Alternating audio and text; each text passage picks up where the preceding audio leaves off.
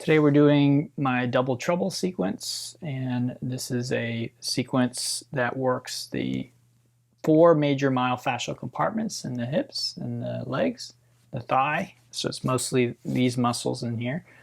And then we'll also be stretching the muscles of the torso and working the spine.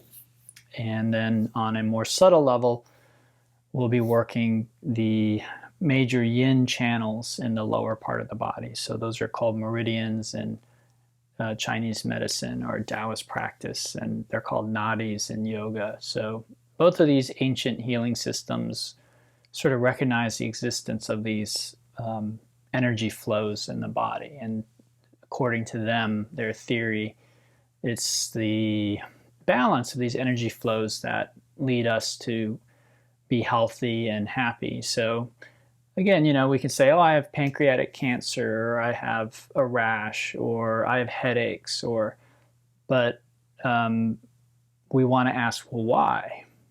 And Western medicine doesn't tend to look at that. It tends to look at symptoms, but these ancient Eastern systems very often look deeper than the body for an answer, and they say, okay, well, because the energy flow is disrupted, that's why you have headaches, that's why you have cancer, that's why you have whatever it is. All right, so let's go ahead and get started. We'll start with a half butterfly. So very simple, straightforward. The right leg is straight, the left foot comes to the inside of the thigh. And as always, feel free to support this knee with a block, your forearms with a couple of blocks, or your forehead with a block or a bolster. Try and avoid using too much support. You do want to feel stretch here and maybe a little bit in your back. And of course, those sensations should be well within the range of what you feel is safe for your body. Okay?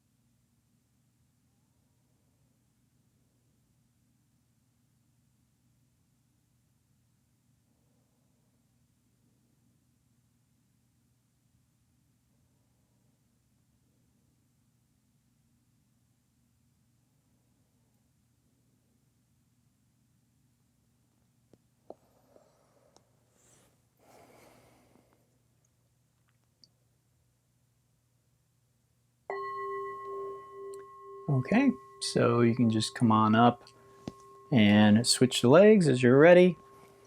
This is half butterfly. Again, the sequence is called double trouble. We're targeting both the hamstrings right now. You have 4 of them, 4 muscles in that group: semimembranosus, semitendinosus, biceps femoris long head and short head. And then we're targeting the back of the spine. So your spine is a column of joints, and we're just gently decompressing the back side of the spine here.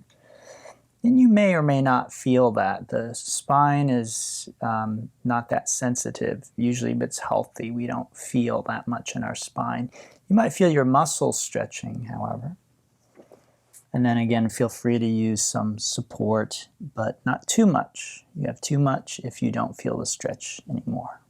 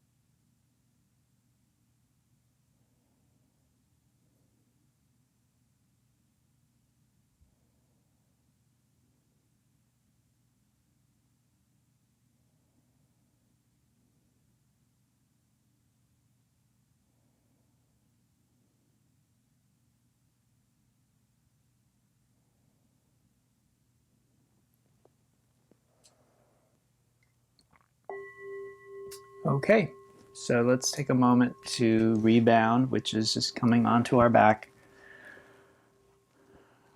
Relax, close the eyes and feel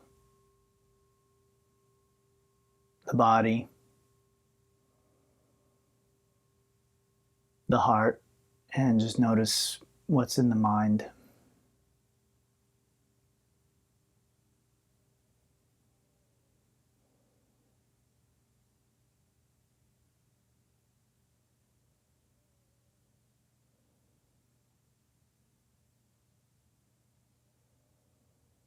Just taking a few moments without trying to manipulate experience. Just allowing everything to be just as it is. Okay, let's bring our legs in. We'll give them a little squeeze. And feel free to just move freely and intuitively here. You've been moving your body your whole life before you took yoga, so I think you know how to move it most of the time safely without injury. So just do a little gentle movement with the idea of bringing back some balance and relief. I actually think you and your body can figure that out better than I ever could. So you just listen to what your body is craving here. Try different things, see how it responds. And then to come up to seated, we'll use the hinge. And to do the hinge, you like your hands under your hips with the palms down. You extend your legs straight up.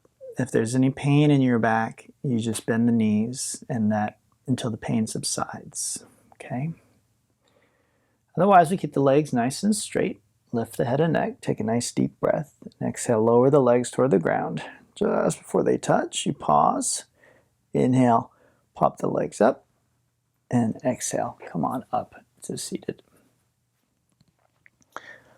Okay, so I named this sequence Double Trouble because when I started teaching it, I found that at least some people had trouble with doing it. It's difficult or challenging to some people.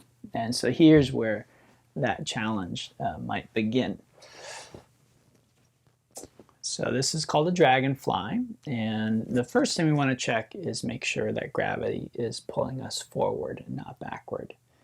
So for some people, when their legs are wide like this and straight, they're going to be like this. Okay, so if that's you, then what I'd like you to do is try sitting on something and maybe try bending your knees until, what I like to say is if you fell asleep, you would fall asleep in this direction. You wouldn't fall backwards.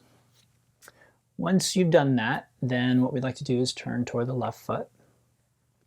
And we reach down and we just hold the foot. We're not trying to pull down, that's different. We're just holding ourselves in place, okay?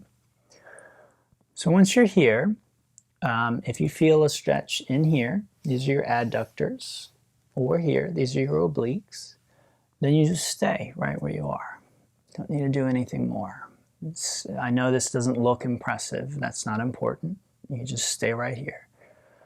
If, however, you don't feel this stretch or this stretch, then you can begin to roll or stack your right shoulder above your left shoulder until you begin to feel the stretch. One or both. Ideally both, because it is double trouble. We are trying to work the hips and the spine simultaneously. But for some people, that's just going to be too difficult. Now, if you look at my posture, it's not particularly pretty. I may be deeper than some people can go, but there's certainly people who can do this in a much more pleasing to the eye way than I can. They can go further than I can. They look much better doing it than I do. So that brings us to the point that none of this is about how a pose looks. It is about how it feels. So we're stretching the 5 muscles in the inside of the thigh. Those are the adductors. You have adductor magnus, longus, brevis, gracilis, and pectineus. Then we're targeting the muscles on the outside of the waist, the right waist. Those are your obliques, internal, external, transverse abdominis. And I usually include the QL, or quadratus lumborum, in this group. Higher than that, we have the intercostal muscles. These are the muscles between the ribs. And if you breathe deeply in this posture, you might be able to give them an extra stretch, but that's completely optional, up to you. We'll be here for the full 5 minutes. So even though this might be awkward or challenging, try and just relax into it. Try and relax your face and your jaw. If you're breathing quickly, just try and slow that breath down a little bit. Let your breathing be relaxed.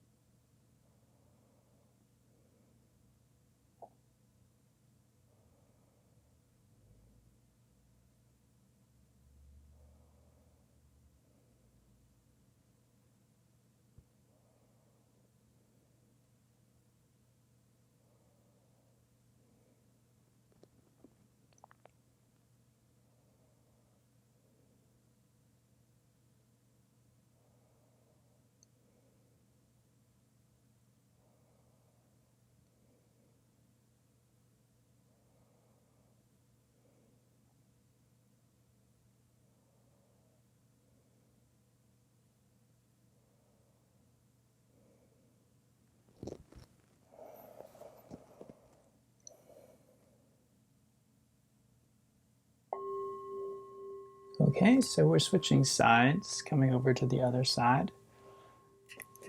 This is half dragonfly. And I hope it goes without saying, feel free to use props if you have them, a strap over your foot. I've seen people, prop their elbows up and their head up in this posture. They will lay on the side of a bolster. Those are all fine. Again, as long as we feel the stretch and as long as we feel safe, then we can use the props pretty much however we like.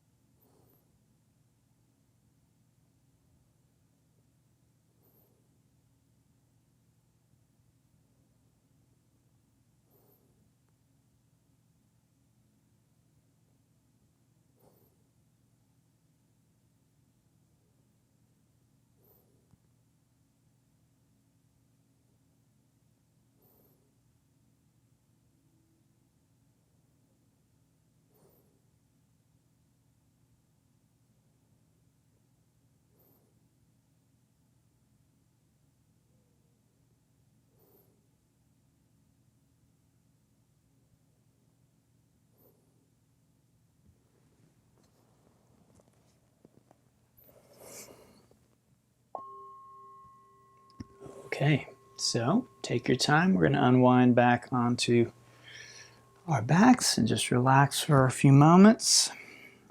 Again, that's called a rebound.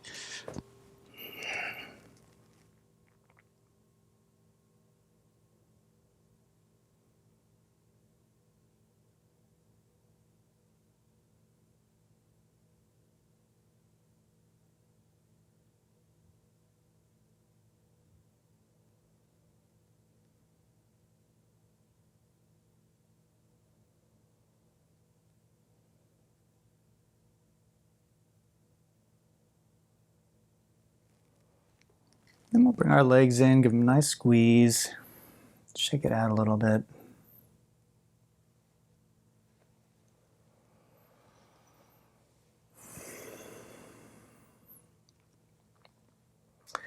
Then again, let's hinge up to seated.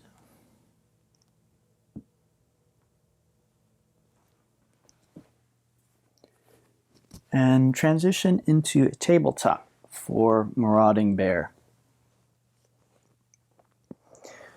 So this is another counter stretch, warm up.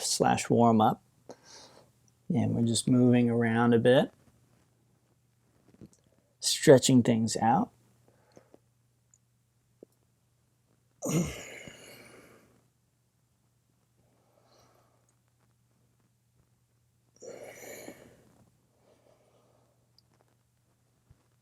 And then from there we can come into a down dog and do the same thing. Down dog targets the legs more. The marauding bear targets the torso more. Good. And then I'm going to grab these props. Again, you may not have these and they're not essential, but I like to use them for this next posture. This next posture is very a very unusual posture. I don't teach it that often. It is part of this sequence and I think one other sequence that I teach. And this is a very good way to target our hip flexors, which is why we'll do it today. So I'm going to turn this direction. And from the down dog, right, from this position, what I like to do is bring my left knee forward, okay, and then my hips go back and down. Now you notice my left foot is here. So that could be under my hip or here. It's just not over here, which we call a pigeon or sleeping swan in yin. So it's over here, okay? And what I'd like to do, again, very unusual for yin, very active yin posture, is I'm trying to keep my torso up and back. So that's why I use the blocks, because I'd like to be in a little bit of a back bend. Again, this sequence today is targeting the spine and the hips. So I want to feel stretch at the front of my right hip. I want to feel a little bit of compression in my back. The temptation is to do this, right? Because this is very comfortable. But the problem with this is nothing is really happening. I'm not really working my body. I'm not stretching my hip flexors. I'm not bringing my spine into flexion. It's very relaxing. It's very comfortable comparatively, but nothing is happening. So common misconception is that yin yoga is about relaxing. It's not. It's a type of exercise, and we are stressing and working tissues in the body. Okay? So now if this is just not for you, and it might not be, an alternative is to bring the foot over here. This we call swan. Okay, it's basically pigeon pose. And we're not interested in this today. We're interested in the front of the right hip and again the spine. So that's where we should feel it. You might feel this too, but this isn't our focus. Okay? And then one final alternative is this, which is the dragon flying high. Again, they all are bringing the spine into hyperextension. They're all bringing the thigh into hyperextension. They all stretch the hip flexors. This, however, is my first choice because I find that this tends to really isolate those hip flexors, but it is a challenging posture. So Hopefully you find one between those three that work for you, okay? And then once you find it, we want to hold it for 5 minutes. And I do recognize it's hard to hold yourself up like this for 5 minutes. So do the best you can. If you need a break, then take a break. It's okay. All right? We're already almost halfway through. So just relax. Remember to breathe. If there's a lot of sensation there, that can actually really help us in learning to hold space for intense situations in our life. This is one of the benefits of yoga practice, is we can cultivate and develop equanimity so that we can learn to be in a very uncomfortable situation and to remain very present. And so what we'll find is we can apply the ability to do this with physical discomfort. We can apply that to emotional discomfort, because ultimately emotional discomfort is physical discomfort. Emotions are felt in the body. And so if we learn to endure very intense physical sensation, to hold space for that, it's a small step. It's not that hard if we just recognize that emotions are actually sensations in the body. It's not that big a leap to be able to then say, okay, I'm feeling anger, but what is that really? That's a feeling of contraction in my belly or in my throat or in my chest, and I can just be with that, just like I am in this posture. I'm with the sensations in my hip. I'm just breathing with it. I'm okay. So very, very powerful lesson that can be learned in yoga.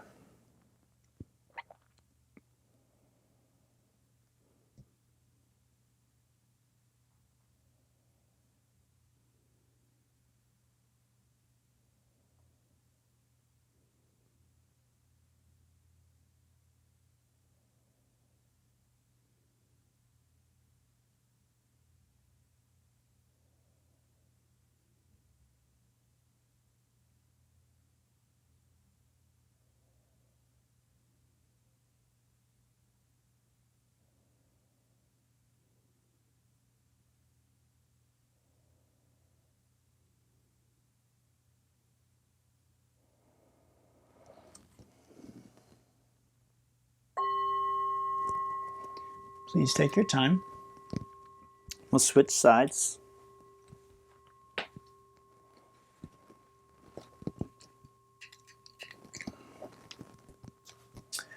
Again, we're targeting these muscles here. I point to here because that's where they all meet, but some of them run down to your knee, and then they're very interesting. They cross the hip joint, and then they line the inside of the pelvic bowl, and then actually attach to your back, and they run all the way up to your lowest set of ribs on your back. So very interesting, very unique group of muscles in the body. And because of that, they have an influence over the knee, the hip, and the spine. So pain in the knee can be caused from hip flexor dysfunction. Pain in your back can be caused by hip flexor dysfunction. And the hip flexors in general, if you're a modern American or a modern person who works at a desk, you're not a manual laborer, a farmer, or something along those lines, then you spend way too much time seated. And when you're seated, your hip flexors are in flexion. And what we're doing right now is called hyperextension. So hyperextension is the opposite of flexion. So what we're doing right now is we are giving our hip flexors some relief from what they do way too much of most of the time. We're doing the opposite of what they get too much of. And that can be one reason why it feels so intense and it can be so uncomfortable, because we're just not used to doing this. It's almost as if you had your fist clenched for like years and years and years and years, and then you tried opening it and it was like, oh, it just was almost fossilized in place. So stretching these muscles is very important. And then the other part of it that we don't do in this class, we address this in the other class that I teach, is strengthening. And so muscles, to be healthy, they generally need some of both. They need to be stretched, they need to be strengthened. And with the modern lifestyle, you generally can't rely on your activities during the day to be enough stretching and strengthening. So that's why exercise was invented. In case you don't know, Aboriginal peoples, tribal peoples, ancient humans, they didn't exercise. They didn't need to.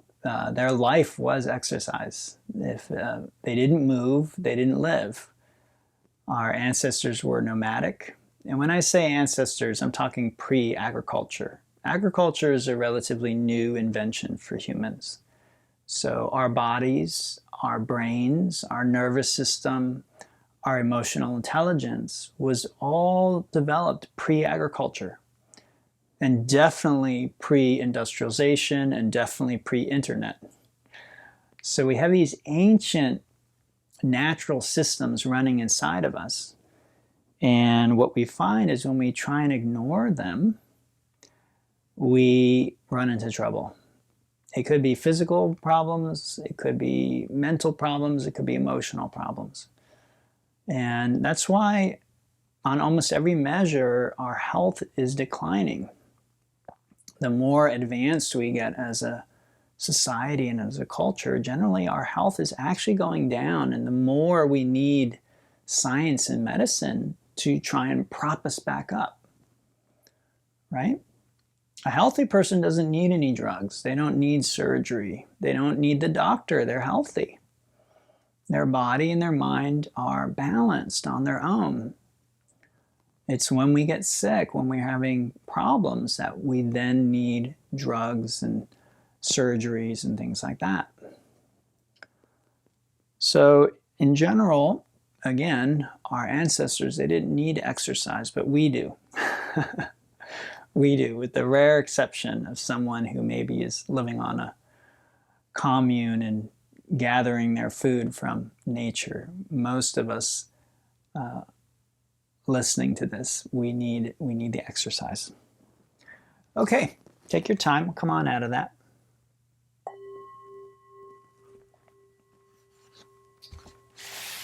Again, just make your way onto your back and relax there for a few moments. Please take your time. You might feel very sensitive, vulnerable in your hips or your back. So we don't want to rush, force anything.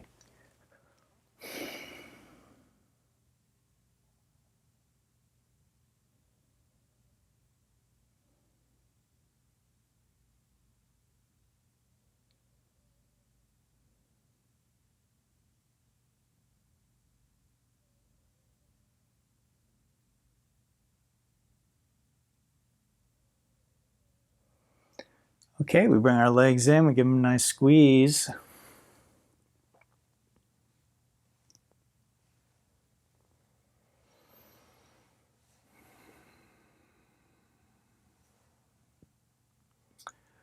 And then we'll finish with something called twisted roots. In this posture, make sure you know your left and your right. So there's the old trick of your left hand makes a little L with your thumb. Okay, so you can check. And then take your left knee over your right. Now you can lock ankles if you want, but you don't need to. So feet apart is fine. And then we're just going to drop the knees to the left, which might feel very awkward. But that's the direction we're moving them in, okay? And play around with the position of your knees, your arm, your head, and find the ideal position where you're getting the best stretch, but also feeling safe and perhaps relatively comfortable. I don't know if you can see, but my shoulder and my knees are off the ground. One common question in a twist like this is, well, which is better? Should I have my knees in the air or my shoulder in the air? Should I put something under my knees or shoulder? The answer is it depends. Okay, there's no final word on which is safer, which is better. I have both in the air, and that's how I like to do this posture. Gravity is pulling on both my knees and my shoulder and giving me a nice deep twist and a stretch in my hip, chest, and torso. However, if you feel more comfortable by dropping your knees down and letting your shoulder be in the air, or dropping your shoulder and letting your knees be a little higher, or placing a block or blanket under your knees or shoulder, go right ahead. Just make sure you still feel the twist.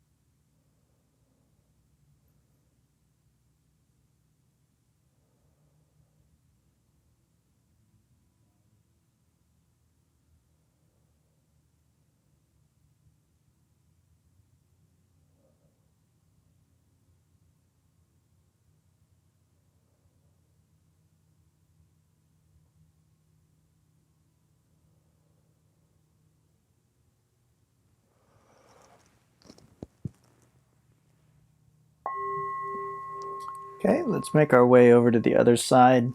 Again, when switching sides, it's really easy to end up in a different posture that we call twisted roots. This is twisted roots. The extra twist in there. So we're going to take our right knee over the left, okay? And then we drop the knees to the right, which again might feel very awkward, uncomfortable, strange. As long as it doesn't feel dangerous for your body, then again, we'd like to just deal with the awkward discomfort that might be there. In these types of poses, usually the only trouble people have is in the shoulders. So remember that you really are free to reposition your arm or shoulder however you need to. Okay?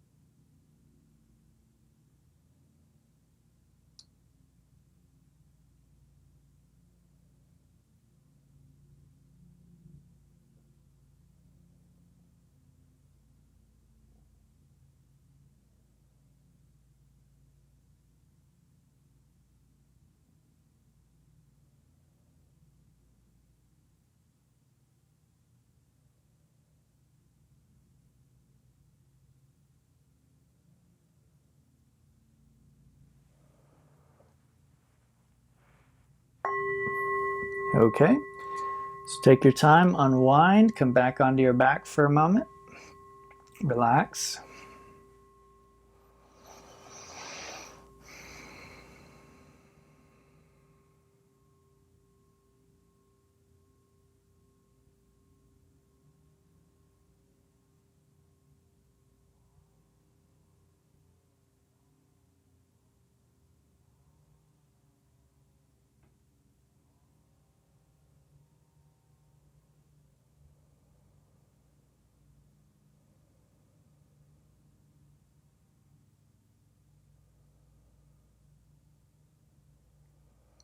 And then if you'd like, you can give your legs a squeeze, shake it out, or you can go straight into relaxation.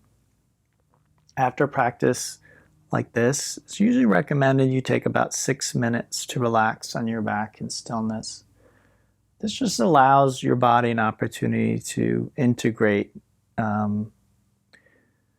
what you just did.